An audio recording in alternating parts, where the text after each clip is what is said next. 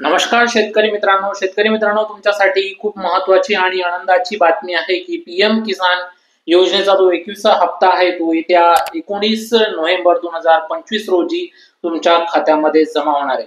परंतु शेतकरी मित्रांनो, तुम्हाला जर तुमचा हप्ता हवा असेल तर तुम्हाला हे काम करावे लागणार आहे, तेव्हाच तुमच्या खात्यामध्ये पीएम किसान योजनेचा जो 21वा हप्ता आहे तो जमा होणार आहे। काय काम करावे लागणार आहे संपूर्ण माहिती आपण या व्हिडिओमध्ये बघूयात। परंतु जर तुम्ही चॅनलवर पहिल्यांदा आला असाल तर आपल्या चॅनलला सबस्क्राइब करून ठेवा, जेणेकरून अशीच नवनवीन माहिती तुम्हाला वेळेवर मिळत राहील। तर शेतकरी मित्रांनो, 21व्या हप्त्याची रक्कम मिळवायची असेल तर तुम्हाला मेन महत्त्वाचं काम करायचंय म्हणजे तुमची ई-केवायसी प्रक्रिया तुम्हाला पूर्ण करावी लागणार आहे, तेव्हाच काय होणार आहे तुमच्या खात्यामध्ये पीएम किसान योजनेचा हप्ता जमा होणार आहे।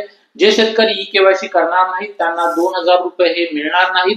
आणि जर तुम्हाला ई-केवायसी करायची असेल तर तुम्ही जवळील सीएससी सेंटरवर जाऊन तुमची ई-केवायसी करू शकता, किंवा पीएम किसानच्या वेबसाईटला भेट देऊन देखील तुम्ही ई-केवायसी करू शकता। ओटीपी आधारित ई-केवायसी आणि बायोमेट्रिक ई-केवायसी, फेस आधारित ई-केवायसी असे वेगवेगळे पर्याय त्या साईटवरती उपलब्ध आहेत, म्हणून तुम्ही साईटवरती जाऊन सुद्धा ई-केवायसी करू शकता।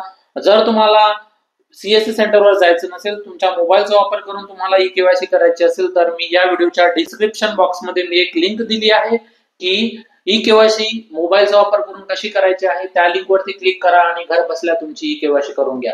आणि हा व्हिडिओ मित्रांनो जास्तीत जास्त शेतकरी मित्रांपर्यंत नक्कीच शेअर करा, जेणेकरून ते सुद्धा घर बसल्या त्यांची ई-केवायसी पूर्ण करतील आणि त्यांना पीएम किसान योजनेचा हप्ता जो आहे तो सुद्धा मिळेल। धन्यवाद।